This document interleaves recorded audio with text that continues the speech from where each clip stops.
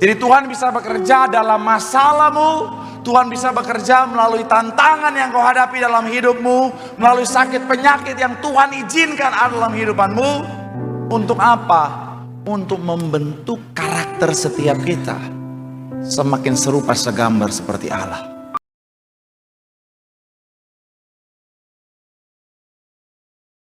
Benar Tuhan, benar Tuhan, benar Tuhan. Sungguh ajaib perbuatan dalam kehidupan setiap kami Tuhan. Kami boleh sampai hari ini Tuhan, semua anak Tuhan luar biasa. Dan kami percaya kalau Tuhan luar biasa sampai hari ini, maka sampai masa tua kami Tuhan tetap luar biasa dalam kehidupan setiap kami. Artinya dalam keluar biasaan Tuhan kami akan melihat hidup kami pasti diberkati Tuhan. Pekerjaan bisnis kami pasti diberkati Tuhan. Bahkan sampai anak cucu kami, keturunan kami, generasi kami, semuanya juga pasti diberkati Tuhan. Terima kasih Tuhan, terima kasih. Dan tempat ini Tuhan, setelah kami menaikkan pujian penyembahan kami, tiba saatnya kami mau bawa hati kami Tuhan untuk terima isi hatimu. Ajar kami, didik kami, bentuk setiap kami Tuhan. Dan kami doa, kami bukan cuma cakap mendengar, tapi kami boleh bangkit cakap menjadi pelaku-pelaku firman Tuhan. Bahkan kami bersatu hati berdoa, kami menyerahkan hamba-Mu yang kau percaya untuk menyampaikan firman. Bapa, urapan-Mu mengalir atas hamba-Mu. Sucikan, layakkan hamba-Mu ini Tuhan. Jika ada dosa Tuhan, mohon ampun kelemahan tubuh kau yang berikan kekuatan. Hamba gak layak tanpa Tuhan, hamba gak bisa apa-apa tanpa Tuhan. Tapi dalam pengurapan Tuhan dan kekuatan yang baru, Tuhan menyucikan, melainkan memampukan, mengubahkan yang biasa jadi luar biasa untuk jadi berkat. Semua yang hadir pasti diberkati dengan sempurna. Kami doa Tuhan, ini umat-Mu Tuhan, ini anak-anak-Mu, berkatilah dengan sempurna. Dan segala kemuliaan kami kembalikan bagi Tuhan saja. Dalam nama Tuhan Yesus yang siap diberkati dengan sukacita dengan iman, sama-sama kita katakan amin. Tepuk tangan yang paling meriah buat Tuhan. Haleluya. Silakan duduk saudara. Terima kasih buat setiap rekan-rekan yang sudah melayani dengan luar biasa pada malam hari ini. Dan dari mimbar ini saya mau sampaikan salam damai sejahtera. Shalom. Sekali lagi shalom. Haleluya. Dalam Tuhan ada sukacita. Amin. Dan di mana ada sukacita pasti ada senyuman di wajahnya. Boleh sama-sama berikan senyuman, jumpai kanan kiri depan belakangmu, katakan mari bersukacita dalam Tuhan. Minimal 2-3 orang kiri kanan depan belakangmu dengan senyuman yang paling manis, katakan mari bersukacita dalam Tuhan. Haleluya. Sukacita Tuhan luar biasa tercurah bagi setiap kita. Senang bisa jumpa dengan saudara, dan dengan bangga saya bisa bilang di depan saya adalah orang-orang yang luar biasa. Amin.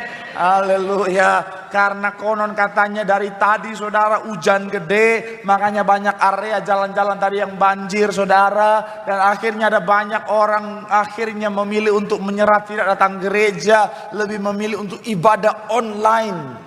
Tapi saudara tetap setia datang ke tempat ini. Artinya saudara orang-orang yang sungguh-sungguh cinta Tuhan. Amin. Dan saya mau bilang saudara, orang yang semangat cari Tuhan, orang yang cinta Tuhan, janji Tuhan, hidupnya anak cucunya pasti diberkati Tuhan. Tepuk tangan yang paling meriah buat Tuhan. Sama-sama bilang sama saya, aku pasti diberkati Tuhan.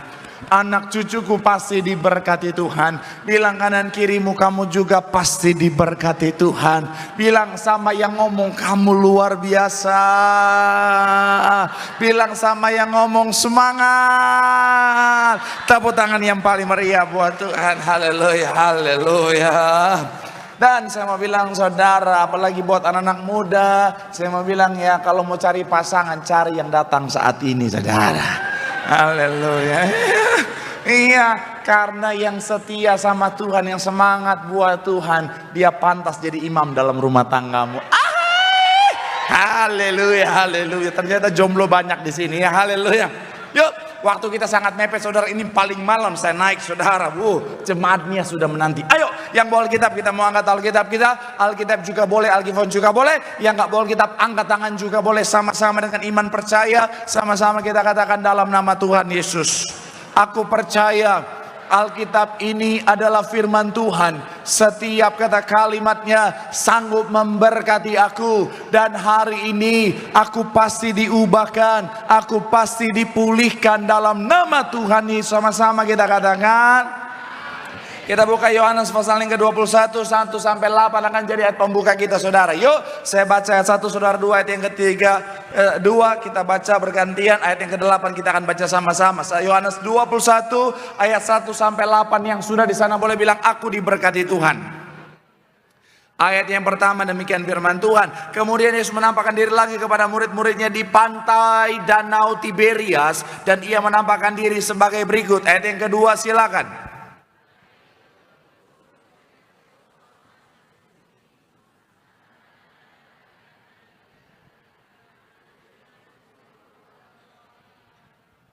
Ayat yang ketiga dikatakan apa? Kata Simon Petrus kepada mereka, aku pergi menangkap ikan. Kata mereka kepadanya, kami pergi juga dengan engkau. Mereka berangkat lalu naik ke perahu, tetapi malam itu mereka tidak menangkap apa-apa. Ayat yang keempat, iya.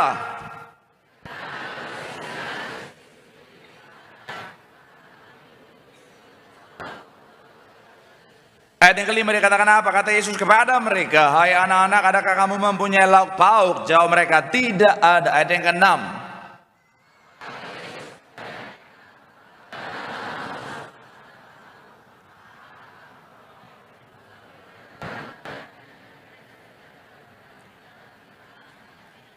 Ayat yang ketujuh, maka murid yang dikasih Yesus itu berkata kepada Petrus, itu Tuhan. Ketika Petrus mendengar bahwa itu adalah Tuhan, maka ia mengenakan pakaiannya, sebab ia tidak berpakaian, lalu terjun ke dalam danau. 8 sama-sama 3, iya. Murid-murid yang lain datang dengan perahu karena mereka tidak jauh dari darat, hanya kira-kira 200 hasta saja, dan mereka menghela jala yang penuh ikan itu. Saya mau bilang saudara, Tuhanlah pribadi yang luar biasa, katakan amin.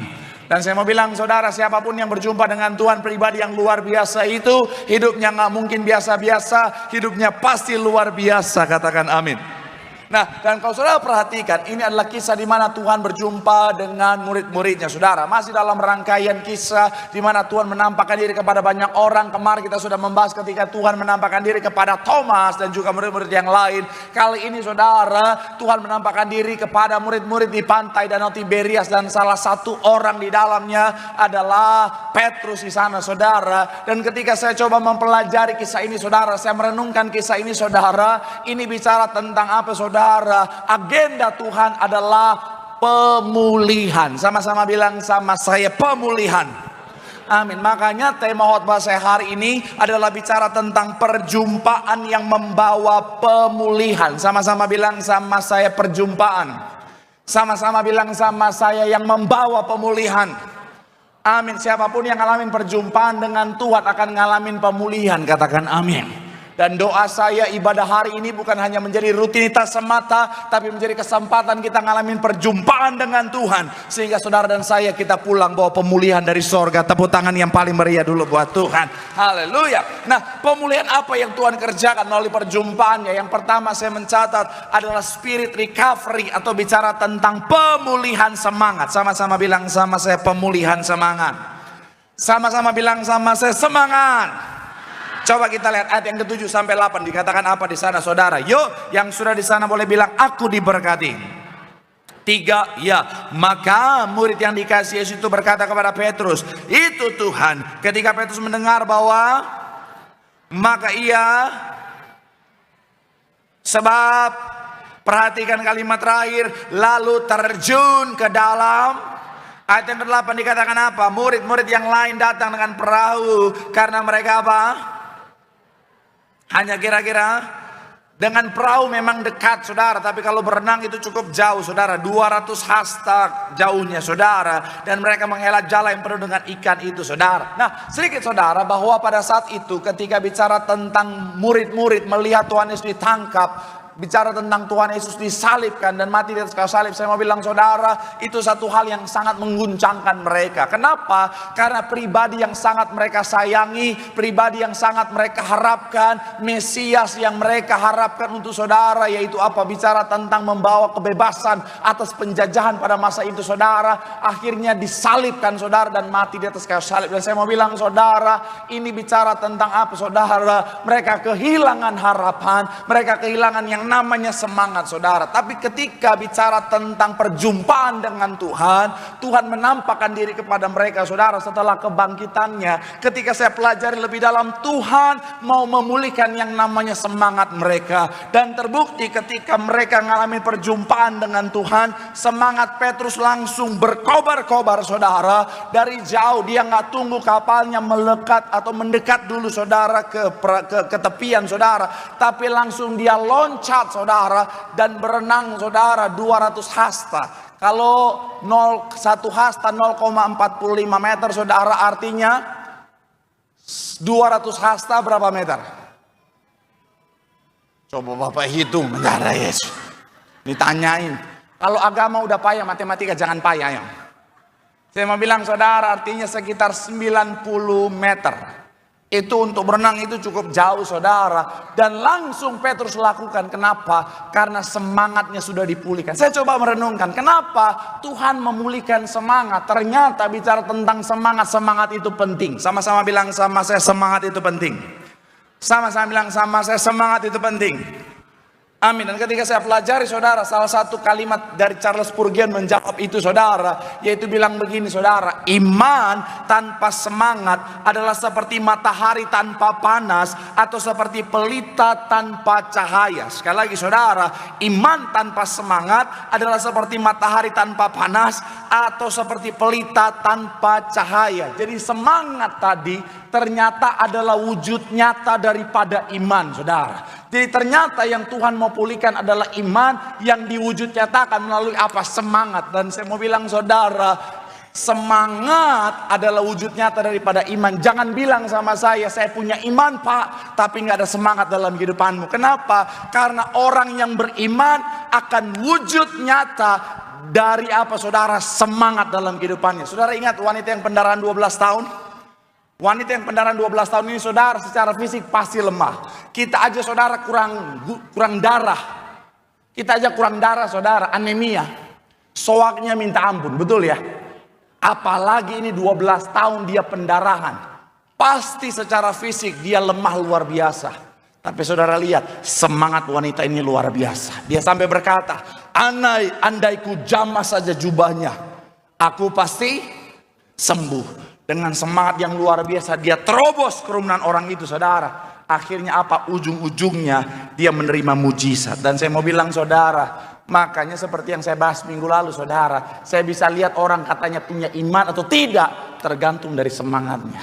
Saya bisa lihat orang itu bisa terima mujizat atau tidak tergantung dari semangatnya. Kalau di altar call-nya semangat,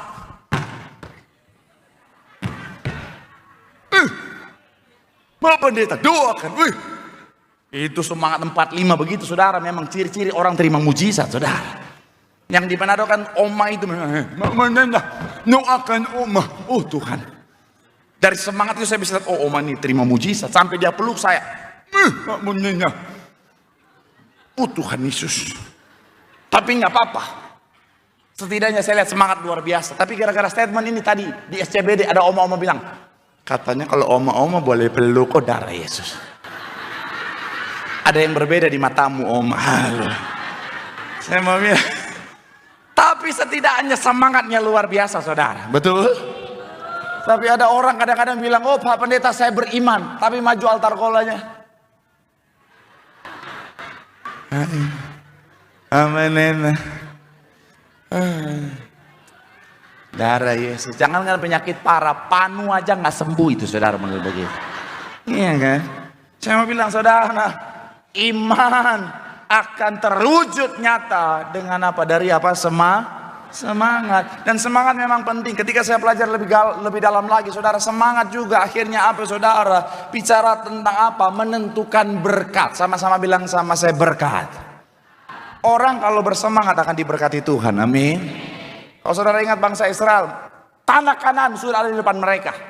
Tapi pesan Tuhan, setelah kuatkan dan teguhkan hatimu, dikatakan apa? Dalam Yosua 1 ayat 9. Jangan kecut dan tawar. Tawar hati itu saudara, bahasa aslinya saudara adalah katah. Itu punya makna apa? Discourage atau patah semangat. Tuhan mau bilang apa? Berkat sudah Tuhan, sudah aku sediakan buat kalian. Janganlah sampai kalian kehilangan semangat. Dengan kata lain, bersemangatlah, ada berkat yang sudah aku sediakan. Tapi kalau kita mau korelasikan dengan dunia hari-hari kan sangat realistis ya. Saudara misalnya jadi bos. Yang bilang amin terjadilah seturut dengan iman. Enggak, cuma yang pertama, enggak ada, yang kedua enggak ada. Siapa suruh ngikut-ngikut iman, enggak boleh ngikut-ngikut begitu. Saudara misalnya mau wawancara kerja. Karyawan ada 2 yang mau wawancara. Yang satu datang langsung bilang, Bapak Ibu, saya siap untuk bekerja di perusahaan Anda. Saya siap mengabdikan hidup saya untuk perusahaan ini. Saya siap lembur tanpa dibayar. Apa itu tipes? Semangat. Yang satu, mau kerja. Saudara pilih yang mana? Yang semangat atau yang tidak? Semangat dong. Karena apa? Bersemangat luar biasa. Kecuali yang lemas bilang begini, tapi saya keponakannya Dirut. Masuk. Tapi dalam hal ini kita bisa lihat ya, untuk kerja aja butuh orang dalam, betul ya? Untuk masuk kerja aja butuh orang dalam. Apalagi masuk surga, bos. Tapi sekali lagi saya mau bilang saudara, semangat itu penting, amin. Saudara kalau mau memberkati karyawan, saudara akan berkati yang rajin atau yang malas? Yes. Makanya saya jadi pendeta, saya nggak mau jadi pendeta yang lemes. Saya jadi pendeta yang tetap semangat, amin. Karena saya percaya jemaat juga senang pendeta yang semangat. Betul? Makanya sekalipun saya capek, saya tetap naik mimbar. Walaupun di luar udah, ini namanya positive vibes. Anak Tambun guys. Darah Yesus. Saya mau bilang sekali lagi saudara, semangat itu penting, amin. Bahkan saya mau bilang saudara, semangat juga berkaitan dengan kekuatan. Sama-sama bilang sama saya, kekuatan. Coba kita buka Amsal pasalnya yang ke-18 ayat 14. Sama-sama kita baca Amsal pasalnya yang ke-18 ayat 14. Sama-sama yang sudah di sana boleh bilang, aku diberkati. 3, ya, orang yang bersemangat dapat apa? Tetapi bagian awal dikatakan apa? Orang yang bersemangat dapat. Sama-sama bilang sama saya, semangat bikin kita kuat. Amin. Saudara kalau semangat, saya mau bilang saudara, ternyata ada korelasi antara semangat dan kekuatan. Makanya kalau saudara perhatikan tempat fitness, lagu-lagu yang diputar adalah lagu-lagu semangat, betul ya? Iya kan? Saudara ke tempat fitness, lagu-lagunya yang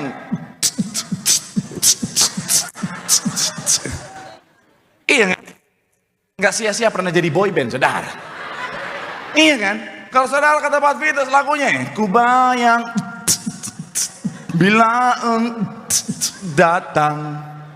Karena ada pengaruh korelasi antara semangat dan kekuatan. Makanya orang-orang tempat fitness ngangkat berat juga ya. Ku bayang bila itu tempat fitnessnya di Harapan Indah itu, saudara. Haleluya. Coba kalau lagunya lagu-lagu ku menangis Saima itu, ya Tuhan Yesus, keseleo tulang itu, saudara. Iya kan? Saya mau bilang sekali lagi, ibu-ibu kalau bersihin rumah ada semangat, mau rumahnya segede Betos juga. Enggak ada yang amin, udah enggak. Enggak ada. Tapi kalaupun rumahnya segede Betos, terus Anda semangat, oh bisa itu, ada kekuatan itu, bersama Yesus lakukan perkara besar bersama Yesus. Wow. Coba kalau nggak ada semangat, rumahnya RSSSSSSS, rumah sangat sempit, selonjor saja susah sekali, ampun. Tapi nggak ada semangat ya. Aku tak sanggup. Stroke ringan. Saya mau bilang saudara, Tuhan mau memulihkan semangat kita. Amin. Kenapa saudara? Karena ketika kita semangat, kita cakap menang segala perkara. Tepuk tangan dulu yang paling meriah buat Tuhan. Bilang sama kanan kirimu, semangat. Kita cakap menang segala perkara. Tepuk tangan yang paling meriah buat Tuhan. Haleluya. Yang kedua saudara, saya mencatat di sini saudara bahwa apa? Pemulihan yang Tuhan mau kerjakan melalui perjumpaannya. Yang kedua, pemulihan hubungan. Sama-sama bilang sama saya, pemulihan hubungan. Sama-sama bilang sama saya, hubungan.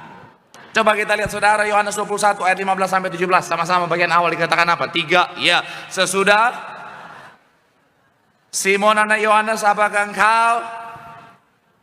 Jawab Petrus kepadanya, benar Tuhan, engkau tahu bahwa apa?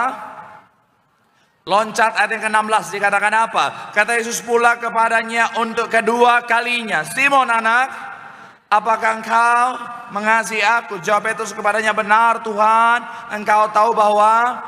Loncat ayat 17 dikatakan apa? Kata Yesus kepadanya untuk ketiga kalinya, Simon anak Yohanes, apakah? Maka sedih hati Petrus karena apa?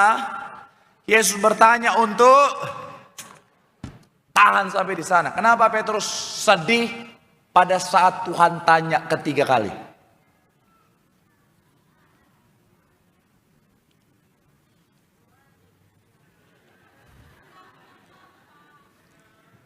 Pak, udah hujan-hujan Pak. Otak dingin Pak. Malas mikir. Kalau saudara ingat, saya pernah bahas kaidah penggunaan bahasa Ibrani saudara. Kata atau kalimat yang sama, tapi diucapkan lebih daripada satu kali, levelnya jadi berbeda. Satu kali itu level biasa, dua kali level lebih tinggi daripada level yang pertama, ketiga kali levelnya paling tinggi. Dan Tuhan nanya sampai 3 kali. Artinya di mata Petrus, Tuhan meragukan sudah di level yang paling tinggi saudara. Tapi sebenarnya bukan itu tujuan Tuhan. Kenapa? Karena kita tahu Petrus menyangkal sampai berapa kali? 3 kali. Coba kita buka saudara Markus pasal yang ke-14 ayat 72 dikatakan apa? Markus 14 ayat 72 sama-sama kita baca. 3, ya. Dan maka teringatlah Petrus bahwa Yesus telah berkata kepadanya, sebelum engkau telah apa? Menyangkal aku, lalu menangislah ia apa? Bahasa aslinya adalah apa saudara? Klaio atau meratap dengan amat sangat. Petrus sangat sedih. Kenapa? Karena dia sudah menyangkal Tuhan sampai 3 kali saudara. Artinya apa? Di level yang sangat maksimal. Tapi sebenarnya makanya Tuhan tanya sampai 3 kali. Karena Tuhan tahu nanti Petrus akan menyangkal sampai 3 kali. Supaya apa saudara? Secara hitung-hitungan saudara, sama-sama di level maksimal. Atau saya bisa bilang saudara secara sederhana, itu impas saudara. Kenapa? Karena sekali lagi Tuhan mau memulihkan hubungannya dengan Petrus. Sama-sama bilang sama saya, memulihkan hubungan. Amin. Supaya apa? Sekali lagi saudara, supaya hubungan itu kembali pulih. Karena sekali lagi saya mau bilang saudara, hubungan itu penting. Sama-sama bilang sama saya, hubungan itu penting. Amin. Dan saya mencatat di sini saudara, yang menarik adalah begini. Ketika Tuhan bertanya, Petrus, apakah engkau mengasihi aku? Pertama dan kedua Tuhan tanya menggunakan kata kasih agape saudara. Tapi yang menarik ketika Tuhan tanya ketiga kali, Petrus, apakah engkau mengasihi aku? Kata yang Tuhan pakai adalah kasih dari Philia. Artinya apa? Persahabatan, kasih persaudaraan, atau bicara tentang hubungan. Dan saya mau bilang saudara, karena hubungan itu penting. Sama-sama bilang sama saya, hubungan itu penting. Kalau saudara pelajari Alkitab secara teologi, saudara akan menemukan kenapa Tuhan harus mati di atas kayu salib. Karena Tuhan mau memulihkan hubungan yang rusak oleh karena dosa manusia saudara. Karena begini saudara, karena Tuhan tahu kita nggak bisa hidup tanpa Tuhan. Karena Tuhan tahu kita nggak bisa apa-apa tanpa Tuhan. Makanya seorang hamba Tuhan saudara, John Wesley bilang begini saudara, Tuhan tidak apa-apa tanpa kita, tetapi kita tidak ada apa-apanya tanpa Tuhan. Sekali lagi, Tuhan tidak apa-apa tanpa kita. Tanpa saudara dan saya, dia tetap Tuhan yang mulia. Tanpa kita, dia tetap Tuhan yang berkuasa. Tapi tanpa Tuhan, kita nggak bisa apa-apa saudara. Makanya Tuhan bilang apa saudara? Akulah pokok anggur, dan saudara dan saya ranting-rantingnya. Barang siapa tinggal di dalam aku, ia berbuah banyak. Sebab di luar aku kamu tidak dapat. Memang kalau bahas teologi mendalam memang hujan-hujan lagi.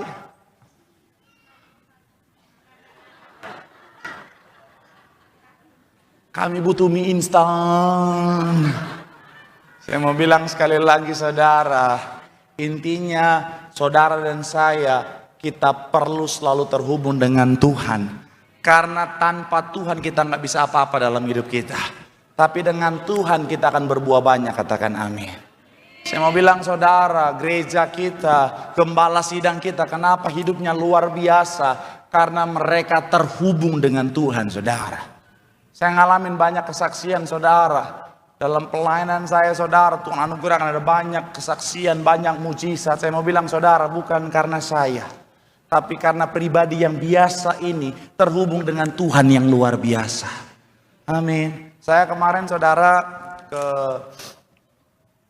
Bali, saudara. Ya, saya ke Bali, ada pelayanan di sana, saudara, ada undangan pelayanan di sana. Dan akhirnya sekalian, karena orang tua saya pengen ikut ya, jalan-jalan ke sana, saudara.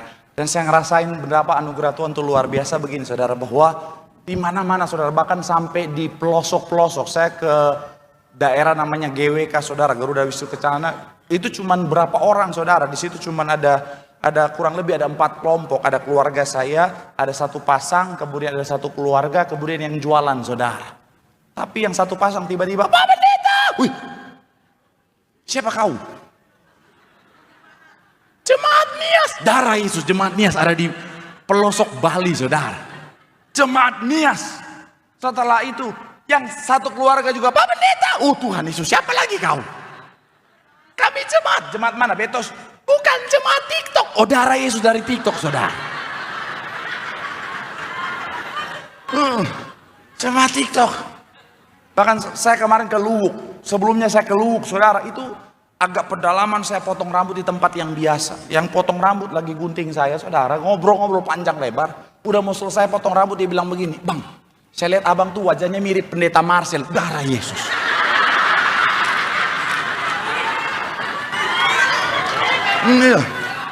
Dalam hati saya, gue colok mata lu. Enggak. Tapi setidaknya, sekalipun dia nggak kenalin saya, setidaknya dia kenal ada Pendeta Marcel, saudara.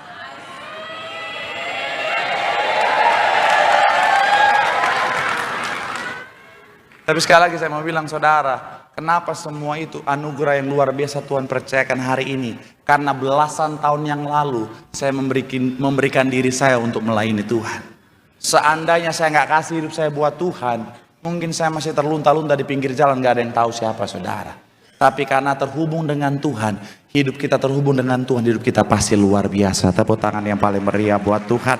Bilang sama kanan kirimu, terhubung dengan Tuhan, hidupmu pasti luar biasa. Tepuk tangan sekali lagi yang paling meriah buat Tuhan. Yang terakhir, musik boleh maju ke depan. Yang ketiga, pemulihan apa yang Tuhan lakukan melalui perjumpaan. Yang ketiga adalah pemulihan tujuan. Sama-sama bilang sama saya, pemulihan tujuan. Sama-sama bilang sama saya, tujuan. Kita buka 15 sampai 17 lagi, tapi bagian terakhir, saudara. Yuk sama-sama kita baca. 3, ya. Kata Yesus kepadanya, gembalakanlah apa? Ayat selanjutnya dikatakan apa? Kata Yesus kepadanya, gembalakanlah. Ayat terakhir 17 dikatakan apa? Kata Yesus kepadanya, gembalakanlah apa? Domba-dombaku. Tuhan menciptakan kita punya tujuan, saudara. Amin.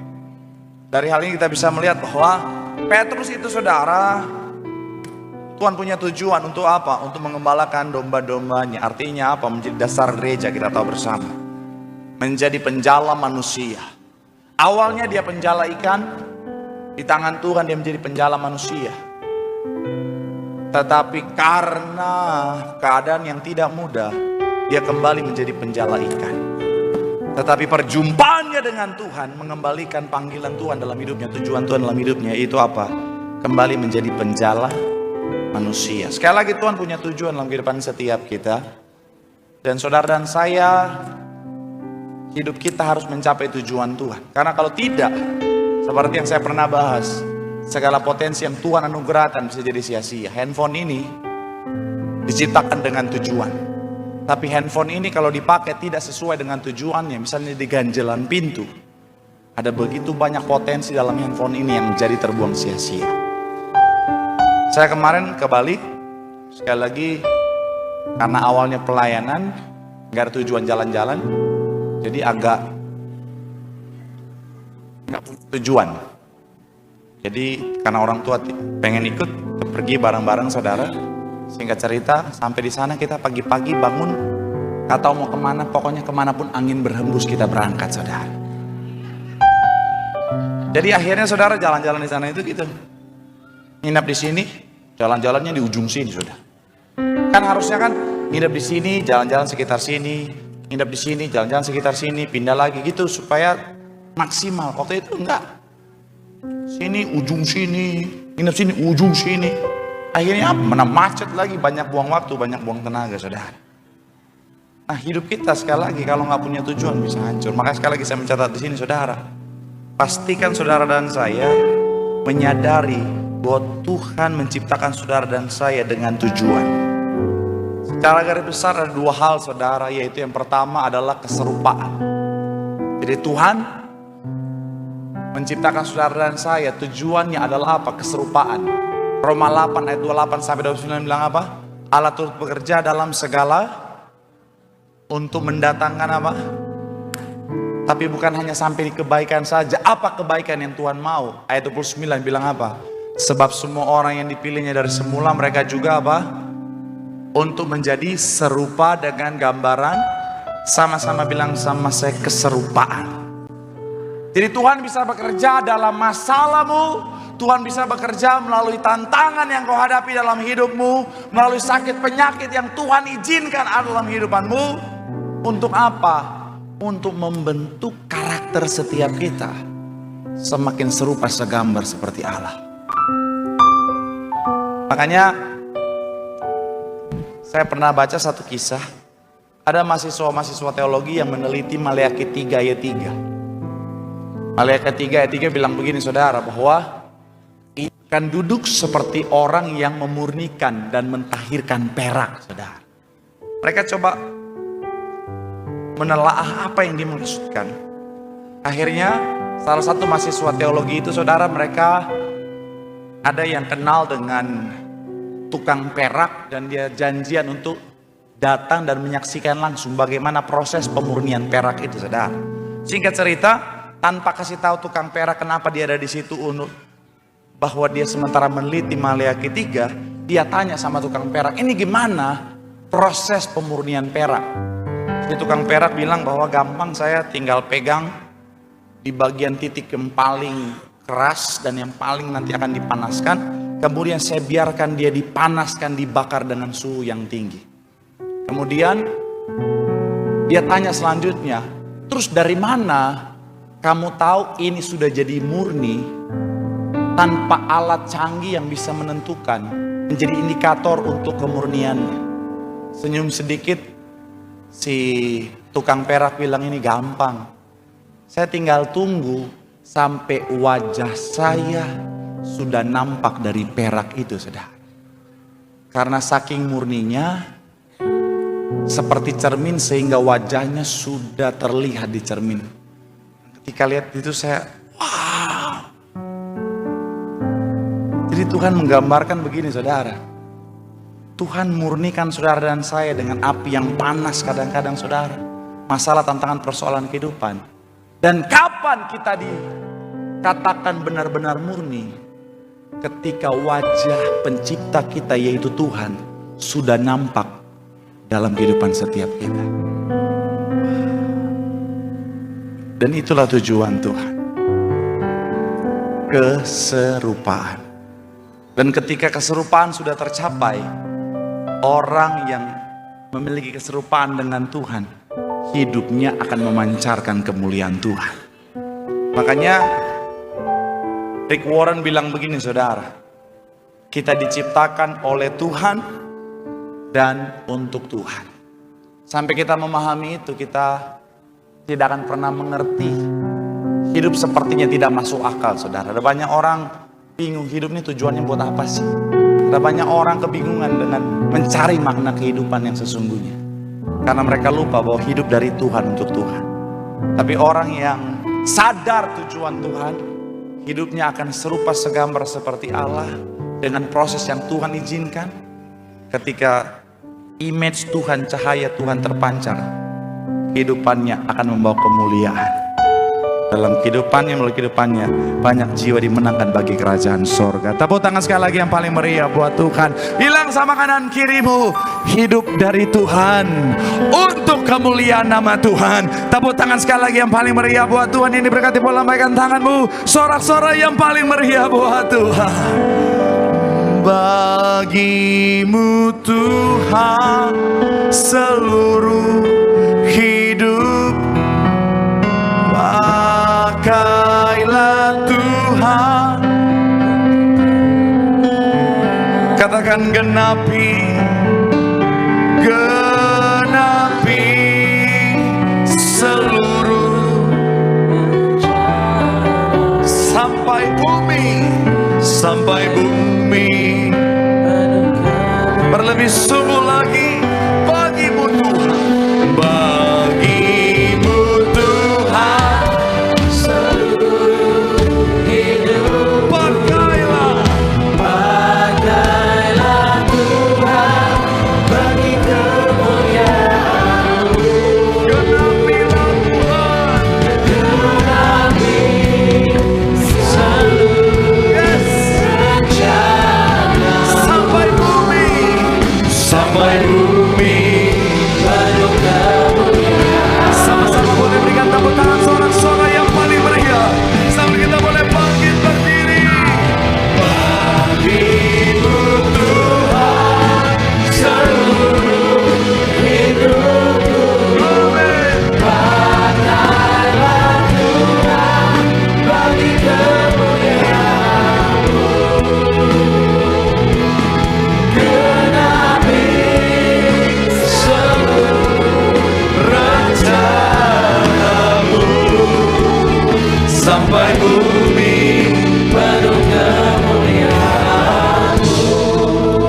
Mari doa di hadapan Tuhan. Firman Tuhan mengatakan setiap kita bahwa perjumpaan dengan Tuhan membawa pemulihan, dan Tuhan mau memulihkan semangat setiap kita. Karena dengan semangat kita cakap menanggung segala perkara. Tuhan mau memulihkan hubungan. Karena orang-orang yang terhubung dengan Tuhan hidupnya pasti luar biasa. Dan Tuhan mau memulihkan tujuan. Karena hidup kita dari Tuhan untuk kemuliaan nama Tuhan. Sambil angkat tanganmu di hadapan Tuhan. Pakailah kami Tuhan jadi Allah bagi kemuliaan nama-Mu. Terus angkat tanganmu di hadapan Tuhan.